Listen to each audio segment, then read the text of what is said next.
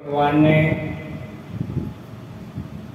अपने शिष्यों को सब कुछ दिया है। जिसने जो मांगा, ये स्वामी जी की भाषा में हम बोल रहे हैं कि जिसने जो मांगा गुरु जी ने उसको वो दिया।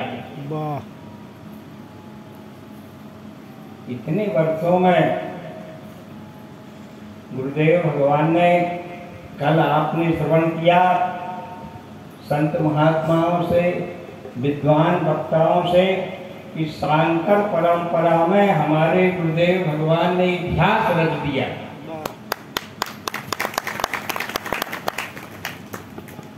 कोई शंकराचार्य स्वतंत्रता संग्राम सेनानी नहीं हुआ है, वो हमारे गुरुदेव भगवान हुए। दो पीढ़ियों का संचालन भी हमारे पूज्य महाराज श्री ने किया। पूज्य गुरुदेव भगवान ने अपने अनेक शिष्यों में से दो शिष्य सनातन धर्म की रक्षा के लिए हम आप सब लोगों को दिए। और जिस प्रकार गुरु जी ने ज्योतिर्मठ का संचालन किया, द्वारका शारदा मठ का संचालन किया, तो अपने योग्य शिष्यों को, दोनों दंडी सन्यासियों को गुरुजी ने एक एक मठ के क्षेत्र की व्यवस्था सौंप दी।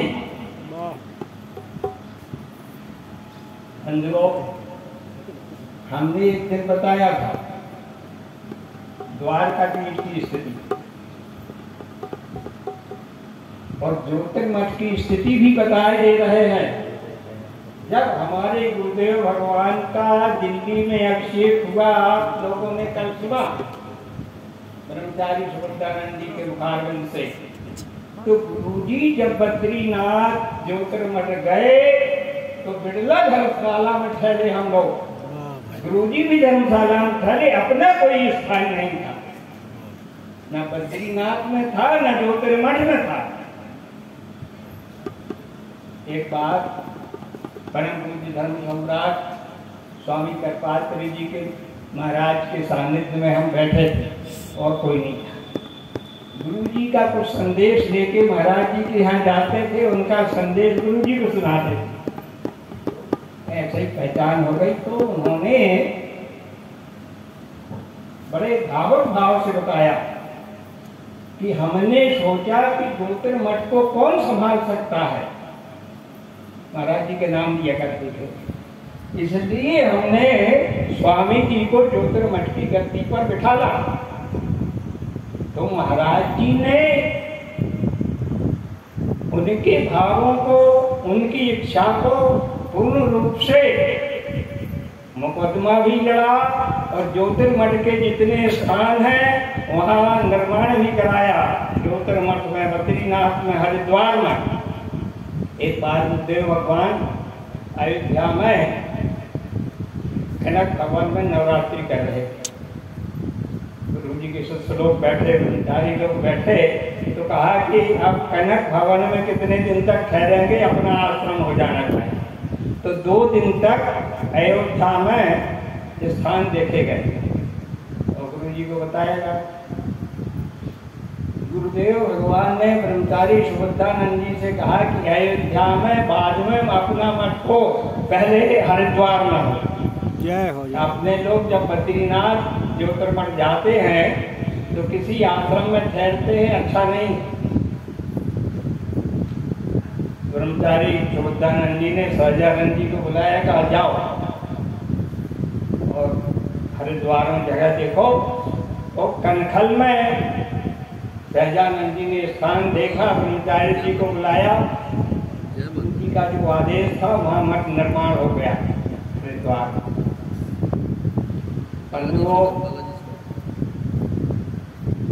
जिस समय जगदम्बा की प्रतिष्ठा हो रही थी, उस समय गुरुदेव भगवान ने द्वारका में श्रृंगेरी पीठ के जगत गुरु जी महाराज आए। भारती तीर्थ जी महाराज के गुरु अभिनव विद्यातीर्थ जी महाराज तो महाराज जी ने उनसे निवेदन किया कि परमहंसी गंगा में भगवती राजराजेश्वरी का मंदिर निर्मित हो गया। हमारी इच्छा थी कि धर्म सम्राट स्वामी कर्पात्री जी महाराज से वहां की प्रतिष्ठा कराएं। गुरु जी का पूर्णाभिषेक स्वामी कर्पात्री जी महाराज ने किया, हम लोगों के परम गुरु कर्पात्री जी महाराज। अब वो हमारे बीच नहीं गए। फिर हमने सोचा कि द्वारका पीठ के जगत गुरु जी महाराज से भगवती की प्रतिष्ठा कराएंगे, वो भी हमारे बीच नहीं है। अब आप ही हमारे लिए सर्वमान्य है।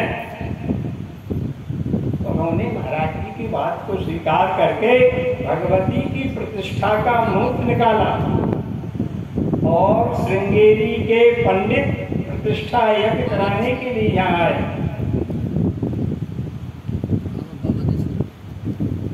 भारती तीर्थ जी महाराज बाद में उत्तराधिकारी हो।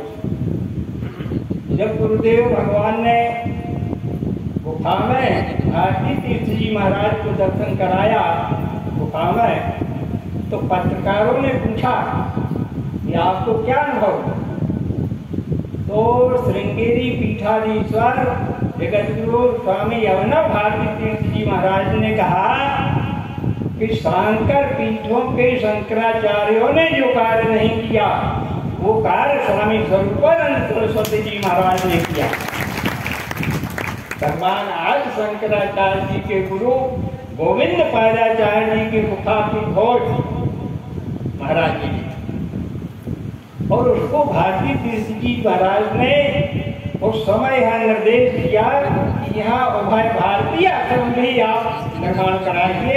उनके आदेश से गुरु जी ने साकल घाट में गोविंदनाथ वन में उभय भारतीय आश्रम की स्थापना करके उसको संचालित किया। बंधुओं, महाराज श्री ने जो कार्य किए हैं,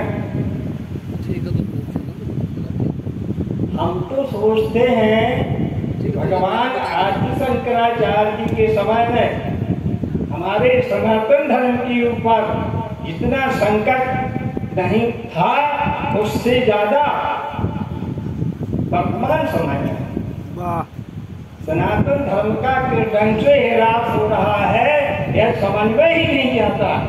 साधु के वेश में लोग घूम रहे हैं मगर वो सनातन धर्म के रक्षक नहीं। गायत्री मंत्र का उच्चारण अनधिकारियों से करा रहे हैं, जो कि हमारे सनातन धर्म के लिए घातक है। और उस सनातन धर्म के संरक्षण के लिए एक काशी के बहुत बड़े विद्वान थे। मंदिर बचाओ आंदोलन में कर्पात्री जी महाराज के शिष्य थे।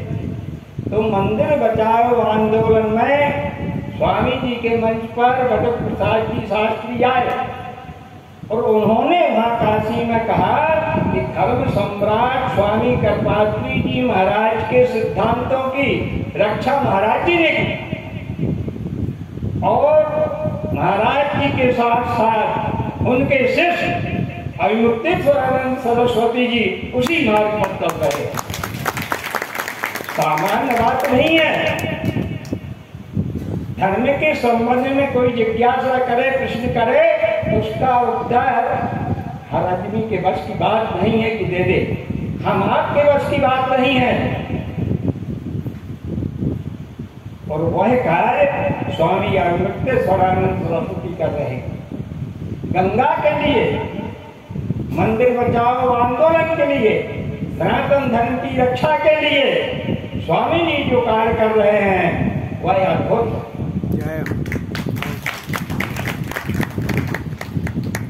जगत गुरुकुलम की जब आपने घोषणा की और प्रारंभ किया तो हमने उनसे कह दिया कि यह सब कार्य आप नहीं कर रहे, यह कार्य जगदम्बा भगवती राजराजेश्वरी करवा रही हैं और जगत गुरु शंकराचार्य जी का आशीर्वाद आपके माध्यम से यह कार्य कर पा रहा है।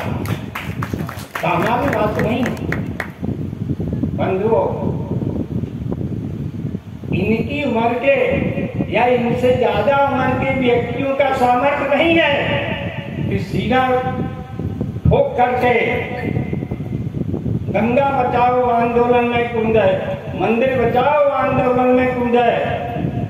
और बहुत से एक शख्स हैं बनारस में सतगुआ बाबा आश्रम के संतोष दास जी, उनके गुरुजी का स्वर्गवास हुआ तो स्वामी जी के साथ हम गए। मणिकर्णिका घाट पर है सतगुआ बाबा आश्रम, उनके अभिषेक। उसके बाद से 2-4 साल संतोष दास जी स्वामी जी के पीछे लगे रहे और जैसे ही आदित्यनाथ मुख्यमंत्री बने वो जाकर के आदित्यनाथ योगी आदित्यनाथ के जैसे स्वामी जी की आसन लेके फिरते थे ऐसे उनकी आसन लेकर के फिरने लगे। ये आजकल के साधुओं की स्थिति। कहाँ जाएगा तुम्हारा सनातन धर्म? तुम राजनीति के पीछे घूम रहे हो, तुम्हारी धर्मनीति कहाँ चली गई, तुम्हारा सिद्धांत कहाँ चला गया? बंधुओं, वह साहस और वह सामर्थ केवल पूज्य स्वामी जी महाराज में। जय हो। धर्म संसद काशी की होने वाली थी। स्वामी जी ने हमारे पास खबर भेजी, चलो भगवान के दर्शन कर आए। अंदर स्वामी जी आपके बराबर हम नहीं चल सकते, आप कर आइए, आपके दर्शन हम कर देंगे। वहां गए तो हमको खबर मिली कि किसी मंदिर में गणेश जी की मूर्ति लापता हो गई थी। तो गुरु जी स्वामी जी वहीं अनशन पर बैठ गए। हमको खबर मिली राजमणि द्वारा, फिर स्वामी जी तो अनशन पर बैठ गए। हमने राजमणि से कहा कि भैया सुबह 6 बजे गुरु जी आने वाले हैं, उनको रिसीव कौन करेगा? एक महात्मा थे सुदासुदानंद सरस्वती जी महाराज, वे हमसे कहने लगे कि शास्त्री जी, स्वामी जी का अनशन तो घोषित होता है किंतु पता नहीं कितने अघोषित लोग उनके पीछे बिना खाए पी रहे आते। स्वामी जी अनशन पे बैठेंगे, शारदाम्बा पूर्णाम्बा खा लेंगे क्या? उनकी परिकर खा लेंगे क्या? तो हमने अपना निवेदन भेजा कि आप अभी अपना अनशन स्थगित कर दीजिए। धर्म संसद प्रारंभ कल से होने वाली है, गुरु जी 6 बजे आने वाले हैं। तो कृपा करके स्वामी जी महाराज वापस आ गए। बंधुओं, कारीडोर विश्वनाथ भगवान के यहाँ बना रही थी सरकार। अब कारीडोर तो क्या कहा जाए, यानी इतनी बुद्धिमानी से दुकान खोली गई है, पैसा माने भगवान विश्वनाथ के यहाँ आज तक टिकट नहीं दी। अब टिकटों का सब बन गया सिलसिला, VIP टिकट भी अब सब जगह जितने धर्म स्थान है। और राम जन्मभूमि में भी सरकार वही दुकान बना रही है पैसा कमाने वाली। आप समझिए कि जहाँ रास्ते में जिन मठ मंदिर बचाने के लिए स्वामी जी ने आंदोलन किया था, वहाँ विदेशियों को ठहरने के लिए गेस्ट हाउस बन गए हैं, होटलें बन गई हैं विश्वनाथ जी की गली में। वही सब उज्जैन में भी होने वाला है और अयोध्या में भी वही होगा। बंधुओं, सनातन धर्म की रक्षा के लिए बहुत बड़ी बात है। इस समय हम वही बता रहे थे कि भगवान आदि शंकराचार्य जी को तो केवल बौद्ध धर्म सामने दिखा कि यह हमारे सनातन धर्म का ह्रास कर रहा है, इसलिए उन्होंने बौद्धियों से टक्कर ली, मुठभेड़ ली और अपने योग से तैयार करके बड़े बड़े राजा महाराजा बौद्ध बन गए थे। उनको भगवान शंकराचार्य जी ने सनातन धर्म में ला करके और सनातन धर्म की रक्षा की। तो हम यह बता रहे थे कि आज के समय में जगत गुरु शंकराचार्य जी महाराज के सामने कोई नहीं आया। हमने एक बार गुरु जी से कहा, हमने कहा महाराज जी, जिस परमहंसी गंगा की आप स्थापना कर रहे हो, यहाँ से 15 किलोमीटर दूर एक गांव है जहाँ हमारी जन्मभूमि है, वहाँ आश्रम है। यहाँ से 25-30 किलोमीटर धमना एक स्थान है, वहाँ विज्ञानशाला वाले लोग सनातन धर्म को नहीं मानते। राधा स्वामी वाले भी लखनऊ आस पास में, और यहाँ ईसाई मिशनरियाँ लखनऊ तक आ गई, किंतु उन्होंने जब सुना कि परमहंस गंगा आश्रम है तो भागे वो लोग, यहाँ आगे नहीं बढ़ पाए। तो यह बात हम चर्चा गुरु जी से कर रहे थे, तो गुरु जी ने कहा उन सबसे डरने की आवश्यकता नहीं है, ना उनसे कुछ कहने की है। छोटी लकीर को सामने बड़ी लकीर खींच दो, वो अपने आप छोटी हो जाएगी।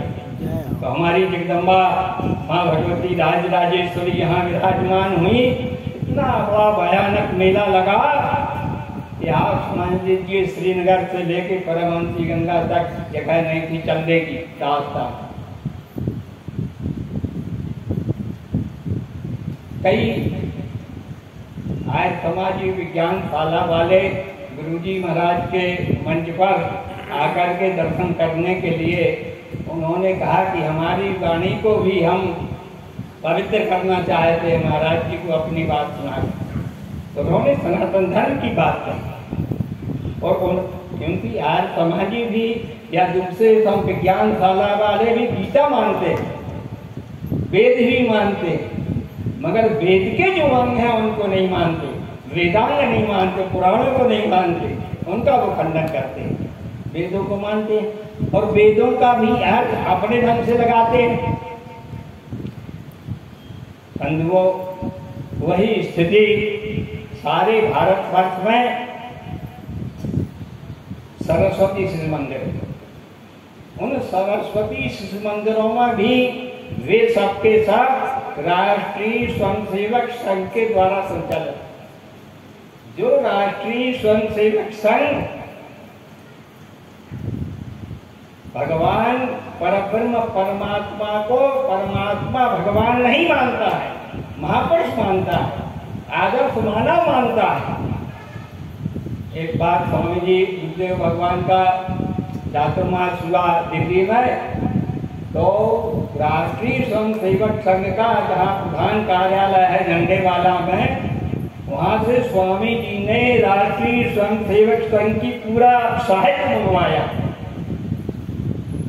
कि बिना उस साहित्य के अध्ययन किए हुए कि ये लोग कहते क्या है, चाहते क्या है। मोहन भागवत में कह दिया कि भला ही मंदिरों की सिद्धियों पर देवता गड़े हों और किसी मस्जिद की जांच करने की आवश्यकता नहीं है, हम इसके पक्षधर नहीं है। ज्ञान वापी के लिए वहाँ शंकर जी निकले, स्वामी जी गए वहाँ पर पूजा करने के लिए, तो वहाँ के प्रशासन ने पूरे विद्या मठ के चारों तरफ पुलिस लगा दी, नहीं जाने दिया। तो गुरुदेव भगवान ने आदेश भेजा, पत्र लिखवाया कि प्रतीक पूजा करिए, मामला अभी कोर्ट में है। 108 घंटे उसी बीच में निर्जला एकादशी पड़ गई,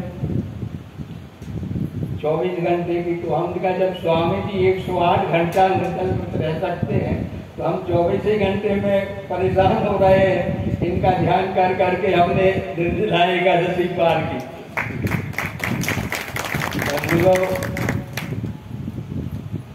अकेले इनमें नहीं, स्वामी सदानंद सरस्वती जी में भी एक आयोजन में ब्रह्मचारी सुवृद्धानंद जी ने कहा था कि जिस समय गुरुदेव भगवान ने अपने दोनों शिष्यों को संन्यास दिया उस समय शक्तिपात कर दिया।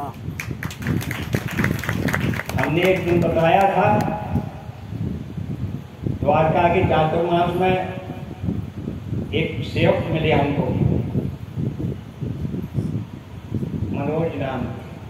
उन्होंने बताया शास्त्री जी मैं चौथी पीढ़ी में हूँ, मेरे पिताजी, दादाजी, परदादा जी सब शारदा पीठ की सेवा करते हैं। और शारदा पीठ की पहले स्थिति ऐसी थी कि स्टील स्टील तो आज चला है, कांसा तांबा पीतल ये सब चलता था कि 10 आदमी एक साथ शारदा पीठ में आ जाए तो एक सी गिलासों में उनको पानी नहीं दिया जा सकता।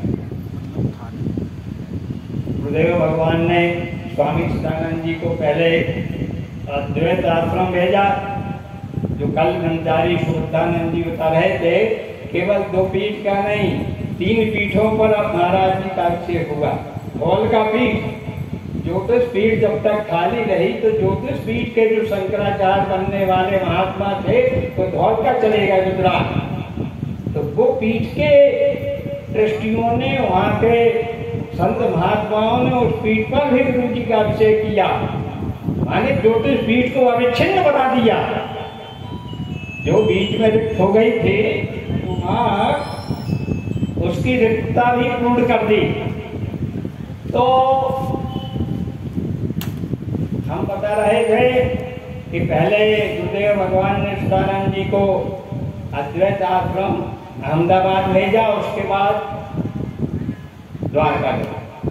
तो द्वारका में स्वामी जी महाराज ने अन्य क्षेत्र प्रारंभ किया। वहाँ आने जाने वाले भक्तों को भगवान द्वारकाधीश का जो त्रैलोक मंदिर है, त्रैलोक सुंदर मंदिर, वहीं पास में ही शारदा मठ लगा है, लोगों को भोजन कराना शुरू किया। तो आज समझिए वहाँ इतनी अभिवृद्धि हुई कि 400-500 आदमी भी आज पहुँच जाए वहाँ, तो उनको बिछा के पता लगा के थाली कटोरी गिलास, और भगवान द्वारकाधीश को शारदा मठ से ही वहाँ जो माखन मिश्री का भोग लगता है, बाल भोग लगता है, वो शारदा पीठ से जाता है। वहाँ की कहिए गौशाला, बड़ी विशाल गौशाला। बंधुओं, आप समझ लीजिए, हम जो बात बता रहे थे कि स्वामी सदानंद जी महाराज ने कहा था कि गुरु जी में सब कुछ है, लेने वाला चाहिए। तो गुरु जी ने जिन अपने भक्तों को जो मंत्र दिया है, जो पूजन पद्धति बताई है, उसके अनुसार चले। और इतने मठ मंदिर आश्रम गुरु जी ने बना दिए हैं। हमने एक बार पिछले बार के जन्मदिन में स्वामी जी के हमने कहा कि अपने 4-5 मठ बनारस में हो गए। तो स्वामी जी ने कहा नहीं, 20 हो गए बनारस में। जबकि कल ब्रह्मचारी जी बता रहे थे चातुर्मास की बात, कि पहले हम लोग चातुर्मास मनाते थे कि गुरु जी महाराज के जन्म दिवस पर महाराज जी हमको भेजते थे। धर्म सम्राट पूज्यपाद स्वामी जी पात्री जी महाराज की भिक्षा कराते थे। हम लोग वहाँ द्रव्य देकर उनके चरणों में अर्पित करते थे। कल हमारे गुरु जी का जन्मदिन है, कल भिक्षा हम लोगों की तरफ से आप, तो गुरु जी को भी निमंत्रण देते थे।